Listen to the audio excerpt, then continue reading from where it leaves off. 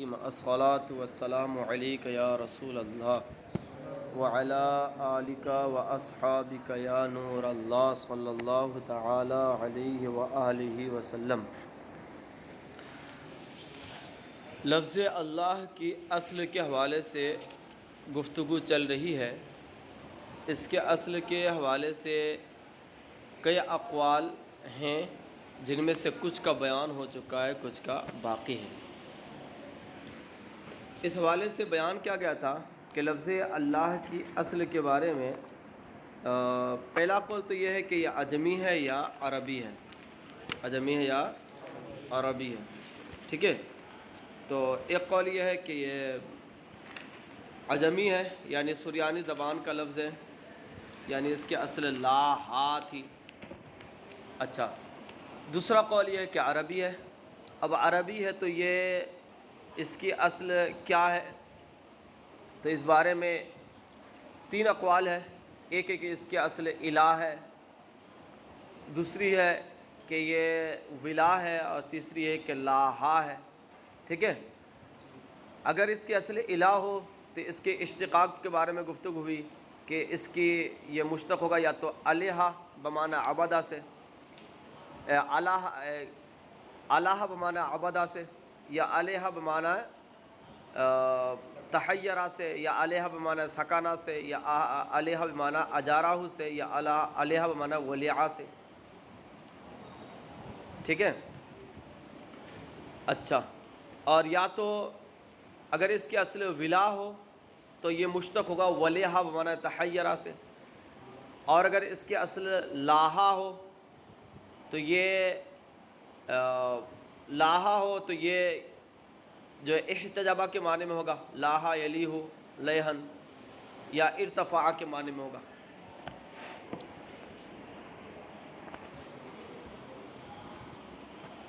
کئی اقوال پر گفتگو ہو چکی تھی۔ آج انشاءاللہ تبارک و تعالی مصنف کے نزدیک جو راجح قول ہے لفظ اللہ کی اصل کے بارے میں، وہ انشاءاللہ پڑھیں گے۔ تو فرمایا وَالْأَظْهَرُ أَنَّهُ وَصْفٌ فِي أَصْلِهِ، اظہر زیادہ ظاہر یہ ہے کہ یہ وصف ہے اپنی اصل میں، یعنی اصل میں کیا ہے؟ یہ وصف ہے۔ لفظ اللہ کیا ہے؟ وصف ہے، صفت ہے۔ لَكِنَّهُ لَمَّا غَلَبَ عَلَيْهِ بِحَيْثُ لَا يُسْتَعْمَلُ فِي غَيْرِهِ، لیکن جب اللہ کی ذات پر یہ غالب ہو گیا اس حیثیت سے کہ اس کا استعمال دوسرے کے بارے میں نہیں کیا جاتا ہے، وَصَارَ لَهُ، اور ہو گیا اللہ پاک کی ذات کے لیے علم کی طرح، جیسا کہ ثریا اور صعیق۔ تو ثریا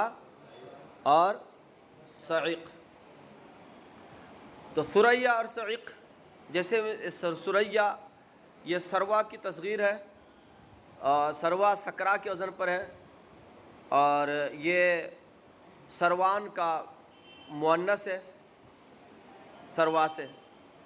اس کا معنی ہوتا ہے کثرت العدد۔ ثریا کا معنی کیا ہوتا ہے؟ کثرت العددی۔ تو کثرت العدد معنی ہے اس کا، تو ظاہر سی بات ہے کہ وصفی معنی یہ کثرت العدد، عدد کی کثرت، زیادہ عدد والا ہونا۔ تو یہ کیا ہے کہ وصفی معنی ہے، مگر یہ ایک ستارے کا نام ہو گیا۔ کیا ہو گیا؟ یہ ستارے کا نام ہو گیا، نجم کا نام ہو گیا، اس لیے کہ وہ جو کواکب سیارہ، یہ کیا ثریا جو ہے نا، یہ وہ ستارے ہیں جو کثرت، یعنی بہت سارے ستارے ہوتے ہیں۔ کیا ہوتے ہیں؟ بہت سارے ستارے ہوتے ہیں۔ تو نہ کیا کہتے ہیں کہ ستارے چونکہ کثیر ہوتے ہیں، اس میں کثرت کا معنی پایا جاتا ہے، ٹھیک ہے۔ ثریا ستارے جو ہوتے ہیں وہ کثیر ہوتے ہیں، تو اس میں چونکہ کثرت کا معنی پایا جاتا ہے، اس لیے اس کو کیا کر دیا گیا؟ ثریا کہا گیا۔ تو ثریا کا دیکھو اصلی معنی کیا ہے؟ کثرت ہے، یعنی اصلی معنی کیا؟ کثرت العدد، وصفی معنی ہے۔ پھر اس کا یہ کیا ہو گیا؟ علم ہو گیا نجم کا، کیونکہ ایک نجم کا علم ہو گیا، کیونکہ اس میں کیا ستارے بہت زیادہ ہوتے ہیں۔ اچھا، اسی طرح تو اس میں جو ہے نا، تو یہ اس کی علم کی طرح ہو گیا. اچھا اسی طرح جو ہے نا لفظ صعق ہے، اصل میں یہ صفت مشبہ ہے، صفت مشبہ ہے. ٹھیک ہے، سخت آواز کو کہتے ہیں. ٹھیک ہے، سخت آواز کو کہتے ہیں. پھر یہ جو ہے غلبتاً علم ہو گیا ایسے شخص، ایک شخص کے لیے، ایک انسان کے لیے، وہ خویلد بن نفیل ہے. خویلد بن نفیل ہے. تو جس طریقے کہنا چاہ رہے ہیں کہ کل علم مثل الثریا، جیسا کہ علم، اچھا وسارا لہو کل علم ہے، اور اس کے لیے وہ علم کی طرح ہو گیا، مثل الثریا والصعق، جیسا کہ ثریا اور صعق کے الفاظ. یہ اصل میں کیا ہے؟ وصف ہے. ٹھیک ہے، وصف ہے، لیکن اس کا غلبہ استعمال کس کے لیے ہو گیا؟ علم کے لیے ہو گیا. اجریا مجراہو فی اجرائیل اوصاف علیہ، یہ لما کا جواب ہے کہ جب یہ اگرچہ اصل میں یہ وصف ہے، اصل میں کیا ہے؟ وصف ہے، لیکن جب اس کا استعمال بعد میں اللہ پاک کی ذات کے لیے خاص ہو گیا تو یہ علم کی طرح ہو گیا. تو اجریا مجراہو، تو اس کو علم کی جگہ پر رکھ دیا گیا، علم کی جگہ پر رکھ دیا گیا. فی اجرائیل اوصاف علیہ، اس پر اوصاف کو جاری کرنے کے لیے.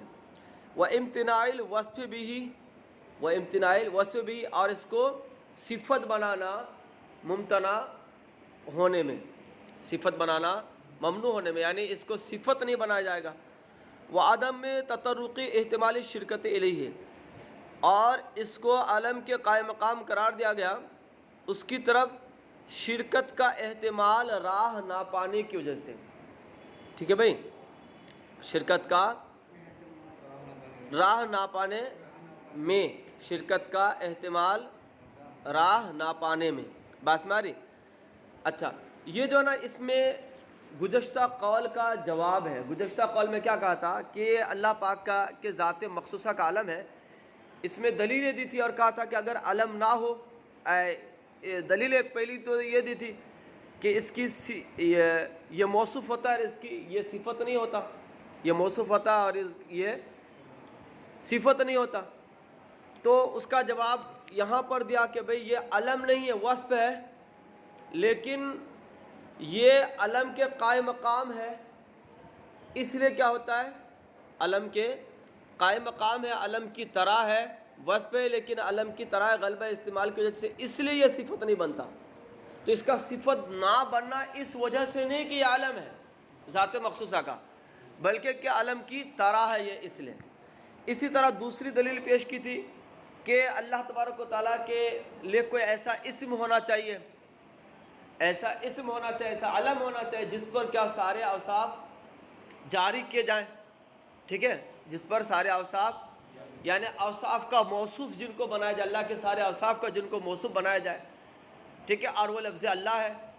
تو اس کا جواب یہاں پر دیا کہ بھئی ہاں لفظ اللہ علم نہیں ہے، وصف ہے، مگر اس کو علم کے قائم مقام قرار دیا گیا ہے اوصاف کے اس پر جاری کرنے کے بارے میں.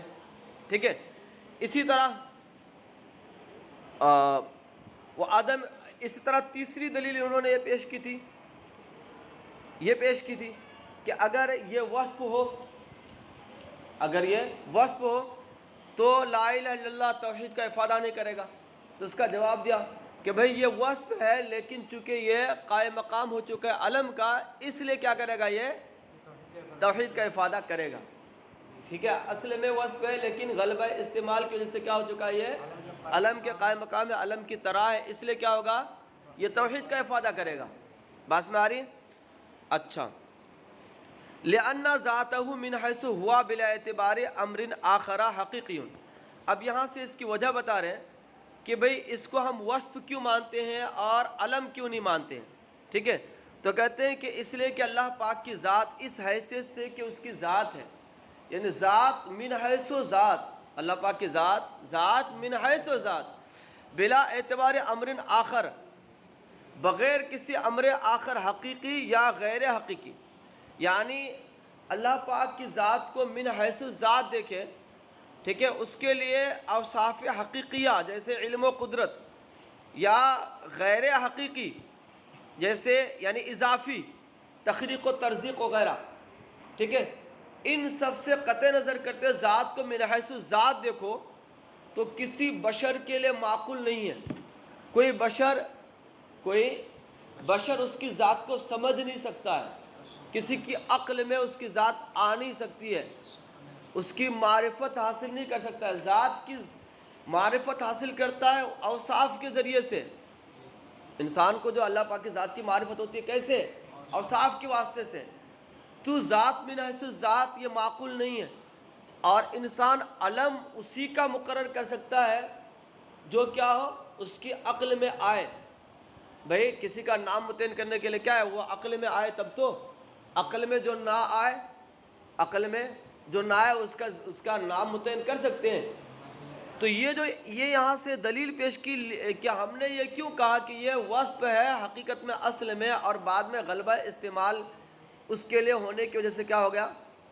علم کے قائم مقام. ایسا کیوں کہا؟ اس لیے کہ علم مقرر کرنے کے لیے ضروری ہے کہ انسان کے عقل میں وہ چیز آئے تبھی اس کو علم قرار دے گا کسی چیز کا.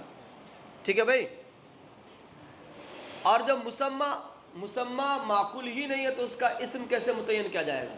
ٹھیک ہے، اس لیے اللہ پاک کا علم متعین نہیں کیا جا سکتا. بات میں آ رہی کریں وَلِأَنَّ ذاتُ، اس لیے کہ اللہ پاک کی ذات اس حیثیت سے کہ وہ اس کی ذات ہے، بلا اعتبار امر آخر، امر آخر حقیقی یا غیر حقیقی کا اعتبار کیا. امر آخر سے مراد صفات حقیقیہ اور صفات اضافیہ غیر معقول بشر کے لیے. فلا يمكن ان يدل علیہ بلفظ، تو ممکن نہیں ہے کہ اس پر دلالت کی جائے کسی لفظ کے ذریعے سے، کسی لفظ کو اس کے لیے وضع کیا جائے. ٹھیک ہے، بات میں آ رہی جی. اضافی اوصاف کی دو قسمیں ہوتی ہے، فقہ اکبر میں پڑھ لیجئے گا. ایک ہے حقیقی، دوسری ہے اضافی. اضافی وہ اوصاف ہوتے ہیں جس کا وجود جو ہوتا ہے کسی بندے کی طرف نسبت کرتے ہوئے، جیسے کہ ترزیق ہے، رزق دینا، یہ بندے کی طرف اضافت کرتے ہوئے اس کا ظہور ہوتا ہے. بھئی رزق دینے کا تعلق کیا ہے؟ بندے کو رزق دینے کے ساتھ ہے نا جی. تخلیق کا تعلق کیا؟ مخلوق کے ساتھ ہے نا. اس کا ظہور کب ہوگا؟ جب کسی کو پیدا کرے گا تب تخلیق کی صفت کا ظہور ہوگا. لیکن علم کے صفت کا وجود، قدرت کے صفت کا ظہور، اس کے لیے خلق کی حاجت نہیں. بات میں آ رہی ہے. اچھا وَلِأَنَّهُ لَوْ دَلَّ عَلَى مُجَرَّدِ ذَاتِهِ الْمَخْصُوصَةِ لَمَا أَفَادَ ظَاهِرُ قَوْلِهِ سُبْحَانَهُ وَتَعَالَى وَهُوَ اللَّهُ فِي السَّمَاوَاتِ مَعْنًا صحیح. اچھا پہلی دلیل کا ایک جواب دیتا چلوں. اس دلیل کو جو انہوں نے دی ہے یہ منہیہ میں مصنف نے خود ہی اس پر نظر پیش کیا اور اس کو بائیکاٹ کیا ہے، اس دلیل کا جواب دیا ہے. ایک جواب اس کا مجھ سے سن لیجئے. وہ یہ ہے کہ بھئی یہ جو آپ کہہ رہے ہو کہ کسی کا نام متعین کرنے کے لیے اس کا معقول ہونا ضروری ہے، یہ اس صورت میں جب کہ نام بندہ طے کرے. لیکن اللہ کے نام کے لیے اگر اللہ پاک خود ہی اپنا علم کوئی متعین کرے، خود ہی اپنا علم خود ہی متعین کرے، تو ہم اس کو بندوں کے سپرد کہاں کر رہے ہیں؟ اللہ کے سپرد کر رہے ہیں کہ اللہ پاک نے اپنا علم کس کو قرار دیا ہے. ٹھیک ہے، تو اللہ پاک کی ذات تو اللہ پاک کے لیے ظاہر سی بات ہے کہ معلوم ہے. ٹھیک ہے بھائی. تو اللہ پاک تو اپنا علم مقرر کرنا اس کے قدرت کے اندر ہے. باسماری. تو یہ جو آپ کہہ رہے ہو کہ معقول ہونا ضروری ہے، یہ تو اس وقت ہے جب کہ بندہ نام متعین کرے، علم متعین کرے. یہاں تو ایسا ہے نہیں. ٹھیک ہے، لہذا آپ کی یہ دلیل درست نہیں ہے. وَلِأَنَّهُ لَوْ دَلَّ عَلَى مُجَرَّدِ ذَاتِهِ الْمَخْصُوصَةِ، اور اس لیے کہ اگر دلالت کرے اس کی ذات مخصوصہ پر، لما افادہ ظاہر و قولی سبحانہ و تعالی، یعنی اللہ پاک کی اللہ تبارک لفظ اللہ اگر خالص اللہ کی ذات پر دلالت کرے، وصف پر نہیں بلکہ ذات پر، تو اللہ پاک کے ارشاد واہ اللہ فی السماوات، اس کے ظاہر کا کوئی صحیح معنی نہیں ہوگا. کیونکہ اگر اس سے لفظ اللہ سے مراد اگر کیا کرے ذات باری تعالیٰ لے، اس کا علم ہو، وصف نہ ہو، تو پھر کیا ہوگا؟ معنی یہ ہو کہ اللہ پاک آسمانوں میں ہے. تو اس سے تو لازم یہ آئے گا کہ بھئی اللہ پاک کے لیے مکان ثابت ہو جائے، حالانکہ اللہ پاک مکان سے پاک ہے. تو لا محالہ ماننا پڑے گا کہ یہاں پر جو ہے نا یہ لفظ اللہ علم نہیں بلکہ وصف ہے.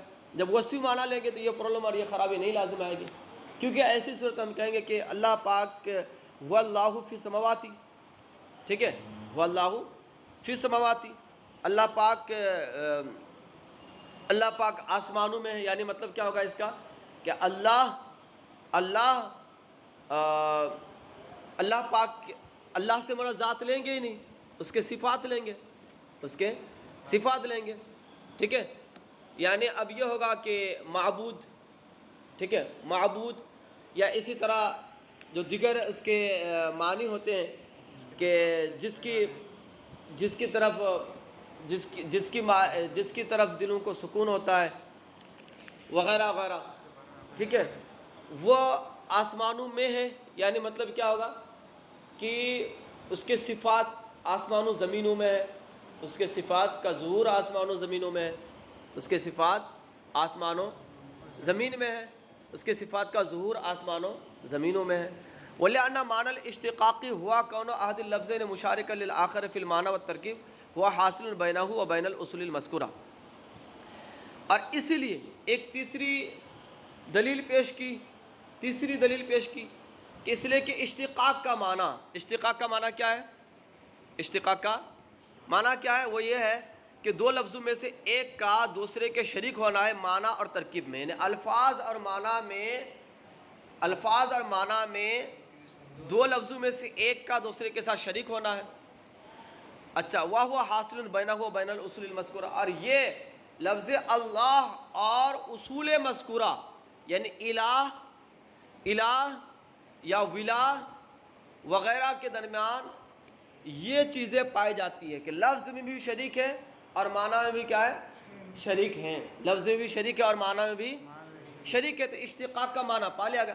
تو جب اشتقاق کا معنی پایا گیا تو اس سے ثابت ہوا کہ یہ لفظ جو اللہ کیا ہے، یہ مشتق ہے، یعنی یہ صفت ہے، علم نہیں ہے بلکہ کیا ہے، یہ صفت ہے۔ بس مارے اگرچہ بعد میں اس کا غلبہ استعمال کیا ہو چکا ہے، علم کے لیے ہو چکا ہے۔ وَقِيلَ أَصْلُهُ لاہ، اور کہا گیا ہے کہ اس کی اصل جو ہے لاہ ہے، بسریانیہ، سریانی زبان میں، سریانی زبان کا لفظ ہے۔ فَعُرِّبَ بِحَذْفِ الْأَلِفِ الْأَخِيرَةِ وَإِدْخَالِ اللَّامِ عَلَيْهِ، تو اس کی تعریب کر لی گئی ہے، اس کی یعنی اس کی اصل کیا عجمی لفظ ہے، عجمی زبان کا لفظ ہے، کیا لاہ سریانی زبان کا لفظ ہے۔ فعربا، تو اس کی تعریف کر لی گئی، اس کو عربی بنا لیا گیا، کیسے؟ بحذف الالف الاخیرہ، اخیر سے الف کو حذف کرتے، ہا کے آخر میں جو الف ہے، وادخال اللام علیہ، اور اس پر لام داخل کر کے، ٹھیک ہے، لام داخل کر کے آخر سے ہا کو حذف کر دیا اور کیا کر دیا، شروع میں لام داخل کر دیا، بس مارے، تو اس سے کیا ہوا؟ اللہ۔ وتفخیم لامہ اذن فتح ما قبل او انضم سنت، اب یہاں پر یہ بتایا گیا ہے کہ اس کو پڑھنے میں لفظ اللہ کا جو لام ہے اس کو تفخیم یعنی پر پڑھیں گے، کیا پڑھیں گے؟ اللہ پڑھیں گے، اس کے لام کو اللہ یعنی لام کو پر پڑھیں گے، اذن فتح ما قبل، جب اس کے ما قبل میں فتح ہو یا ضمہ ہو، ٹھیک ہے۔ وقیل مطلقاً، اور کہا گیا ہے کہ لفظ اللہ کے لام کو پر پڑھیں گے مطلقاً، خواہ اس سے پہلے کیا فتح ہو یا ضمہ ہو یا کسرہ ہو۔ وحذف الفہ لحن تفسد بہ الصلاۃ، اور اس کے الف کو حذف کرنا، یعنی اللہ میں لام کے بعد جو کھڑا زبر ہے، الف مقصورہ ہے، اس کو حذف کر اللہ پڑھنا، اللہ پڑھنا، اللہ پڑھنا، اللہ کو اللہ پڑھنا، تفسد بہ الصلاۃ، کیا ہوتا ہے؟ اس سے نماز فاسد ہو جاتی ہے، لحن ہے، لحن جلی ہے جس سے نماز فاسد ہو جاتی ہے۔ لا ینعقد بہ صریح الیمین، اور اس سے بلا نیت کے قسم واقع منعقد بھی نہیں ہوتی ہے، یعنی صریح ایک ہے، صریح ایک ہے کنایا، تو لفظ اگر کوئی شخص باللہ پڑھتا ہے، کیا کہتا ہے؟ باللہ لأفعلن کذا، خدا کی قسم میں ایسا کروں گا، تو یہ بولتے ہی قسم منعقد ہو جاتی ہے، نیت قسم کی ہو یا نہ ہو۔ لیکن اگر باللہ نہ پڑھ کر کے الف مقصورہ کے حذف کے ساتھ باللہ پڑھے گا، باللہ پڑھے گا، تو ایسی صورت میں جو ہے نا قسم منعقد نہیں ہوگی، بغیر نیت کے قسم منعقد نہیں ہوگی، ہاں اگر قسم کی نیت ہوگی تو منعقد ہوگی۔ وقد جاء لضرورت شعری، اور الف مقصورہ کے حذف کے ساتھ بھی آیا ضرورت شعری کی بنیاد پر۔ ضرورت شعری ایک ایسی چیز ہوتی ہے جس کی بنیاد پر کیا ہوتا ہے؟ بہت ساری چیزوں میں تبدیلی آ جاتی ہے۔ جیسے الا لا بارک اللہ فی سہیل، سنو اللہ پاک، تو یہاں پر بارک اللہ یہ لام کو حذف کر کے کہا گیا، سنو اللہ پاک برکت نہ عطا فرمائے سہیل میں، تو یہاں پر لا بارک اللہ لہو، یہاں پر لام کے بعد الف مقصورہ کو حذف کر دیا گیا ہے ضرورت شعری کی بنیاد پر۔ اذا ما اللہ بارک فی الرجال، جب اللہ پاک برکت عطا فرمائے کس میں؟ لوگوں میں۔ صلو علی الحبیب صلی اللہ تعالی علی محمد صلی اللہ تعالی